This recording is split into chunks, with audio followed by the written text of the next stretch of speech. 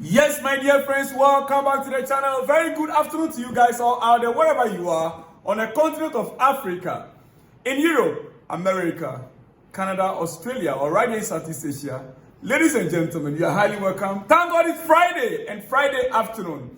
Yes, and I am coming your way all the way from Southeast Asia, Malaysia to be precise. Ladies and gentlemen, this is Salon's blog, and I'm here to present to you transfer news update. Transfers are happening all around Europe right now, especially in the Premier League. So much is taking place, and as we speak, we are waiting for Liam Delap's medicals. Yes, we understand Chelsea have already booked the medical, but I'm not too sure whether it's going to be later today or tomorrow. Not too sure yet. Currently, as we speak, Delap has already said yes to Chelsea. Only the final details remain. And then here we go. But there are a lot of questions to be answered when it comes to the Delap. A lot of questions to be answered.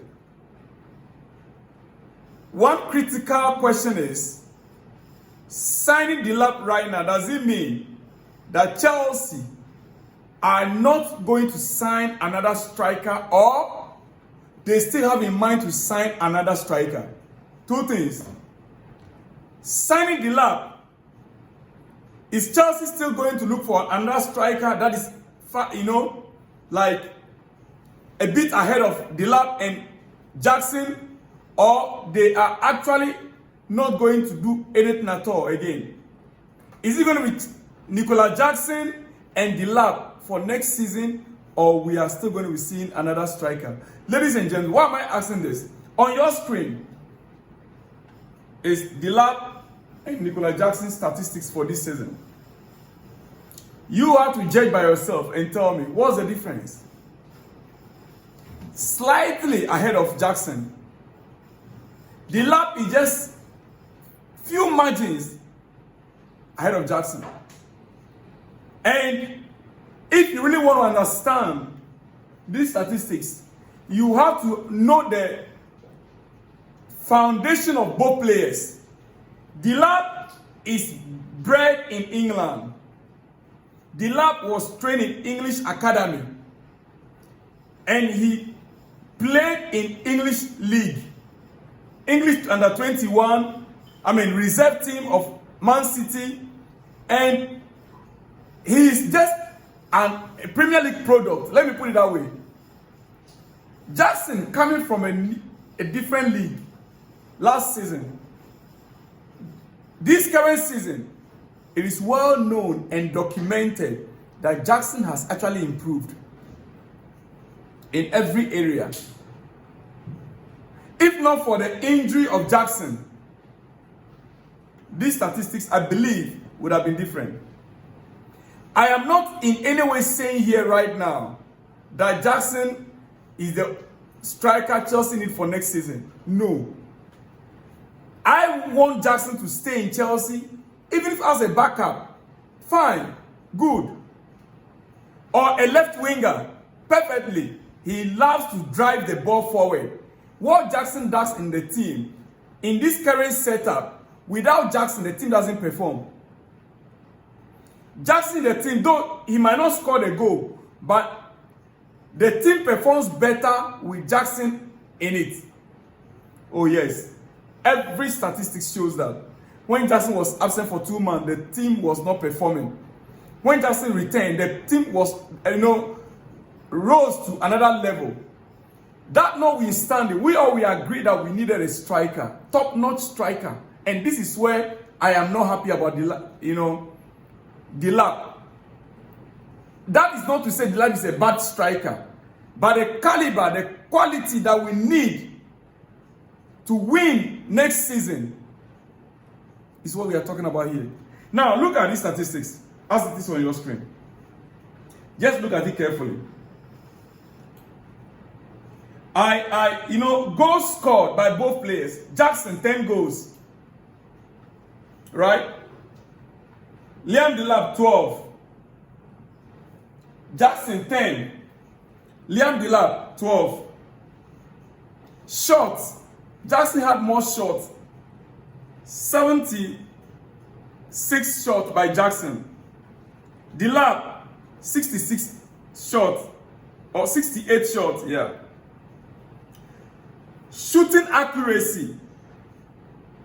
Jackson, 45.1%. Delap, 47.1. Conversion rate. Jackson, 13.2.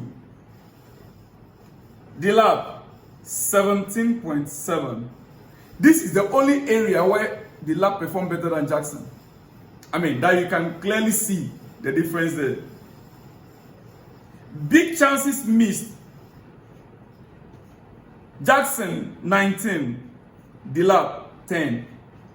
Ladies and gentlemen, yes, Delap is slightly ahead of Jackson. But do we need a striker that is just slightly ahead? And looking at the background of both players, where Jackson is coming from, where Delap is coming from, that slight difference, does it make any sense? Does it help? Or are we going to be getting another striker as we are hearing? Ladies and gentlemen, we understand Chelsea are equally in talks with Gyökeres. Victor Gyökeres. No further news on that. And according to the report from Record Portugal, Chelsea made initial contacts. Until now, no other news. We've been saying this, and I'll say it again for the last time on this channel. What Chelsea need right now is either Victor Gyökeres or Victor Osimhen. Period. Every other striker we are talking about, Ekitike that they're talking about, I heard about that also. Yes, today. But ladies and gentlemen, Ekitike and Delap comparison, listen, we have to, this season, Chelsea fans, bear with me. If we will have to take it on the street, because this squad, this team currently need an upgrade. We need a striker that can bury the ball. That is all we need. Forget about center backs. Forget about, right now our defenders are good to go. Trevor Chalobah, Tosin, Levi Cowell, central defenders, 3 central defenders, including even Badeshile, that I believe can still improve. Trevor Chalobah, Tosin, Levi Cowell, these are our 3 most, let me use the word experience. Center backs. 3 center backs. And we can only make use of 2 at a time. So let's say 1 is a backup. And if we are able to keep Badeshile, 4, we don't need another one. Let's put all our focus now on the striker. Delap to Chelsea, here we go. But ladies and gentlemen, what Chelsea need in addition as a 3rd striker, which most probably should be the first choice into next season. Victor Gyökeres. Until we sign Victor Gyökeres, I will not be happy going to the next season. I'm not too sure if my voice is loud enough for this ownership to hear, but it is what it is. Delap to Chelsea, here we go. Medical, we are waiting for the medical report and the deals will be finalized. Ladies and gentlemen, we understand Chelsea's priority now, Liam Delap, is done. What is left out is right-footed left winger, which they will work on between now and when the Club World Cup starts.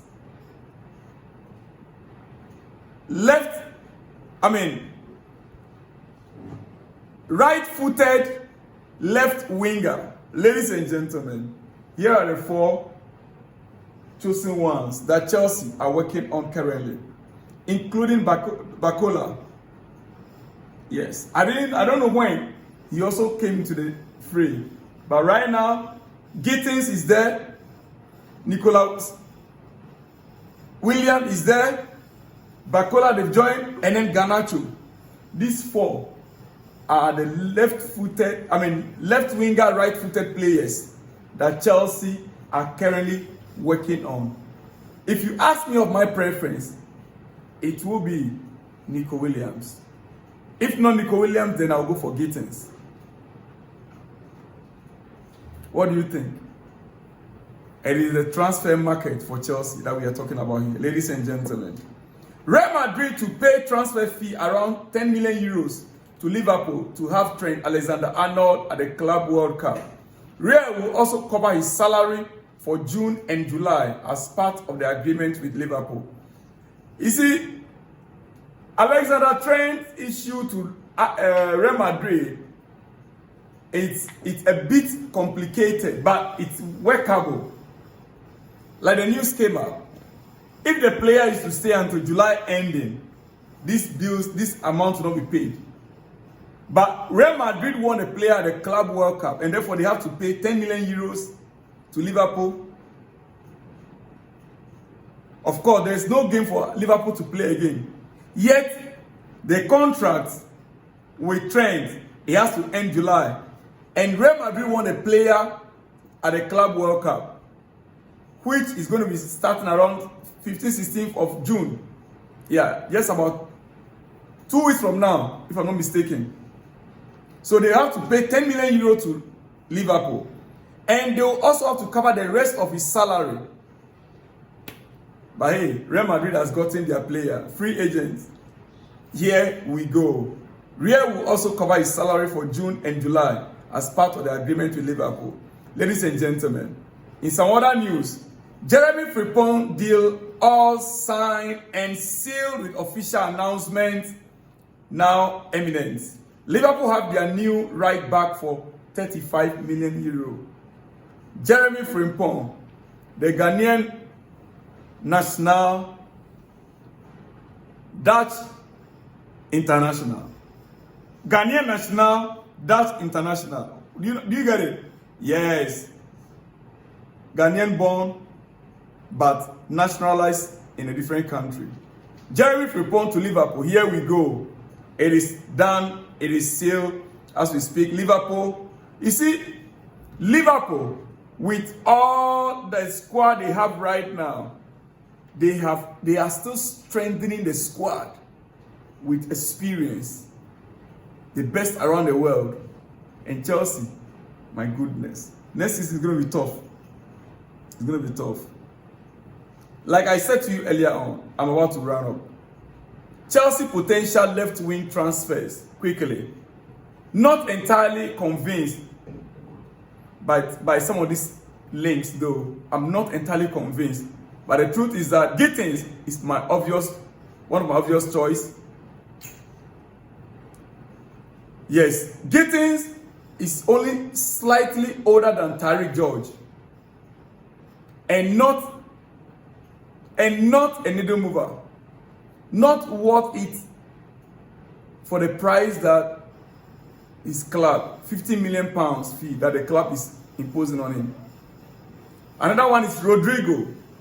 Apart from Nicolas Williams, another is Rodrygo, which for me should be my second choice. If not Nico Williams, then Rodrygo should be my second choice. Rodrygo, elite player, but not really a touchline winger. Yes, which Enzo Maresca requires in his system. He's not. Previously a big fan, but more doubt the more I consider the deal, especially concerning his wages. Yes, he will come with a very big package. Nico Williams, no chance that Chelsea will pay the wages that he want.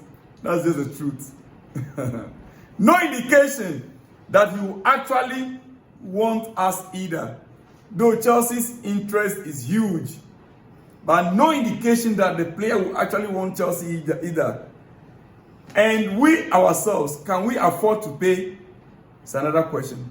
Ladies and gentlemen, Alejandro Garnacho, decent tactical fit and good data, but really big attitude concerns. He has an attitude, especially off the field. Very disruptive entourage. A very disruptive entourage. Yes. Last but not the least, Bradley Barcola. Absolutely no chance that PSG will sell him to us. Forget it. Now, realistically, among these four, realistically, there are only two names here that Chelsea can realistically get. Jamie Gittins and Rodrygo. Rodrygo because he's not like a fringe player in Real Madrid. Gittins because he will have to move from the German league, Bundesliga, to the Premier League. And Chelsea paying that huge amount of 50 million, if Chelsea is willing to pay, the club will actually let him go. So, Gittins and Rodrygo, likely, these two, one is likely to arrive in Chelsea. Ladies and gentlemen, what else do you want to know? Breaking news. Chelsea are in contact with Jadon Sancho's representative and would like him to stay if they can agree on contract terms. Chelsea wants Jadon Sancho to stay if the player will agree on the contract terms. Means that the £300,000 per week will have to be slashed. For me, if they can find a common ground, even if it's 200, Chelsea should get Jadon Sancho. Ladies and gentlemen, I'll see you guys in the next one when we see you. Shalom and peace.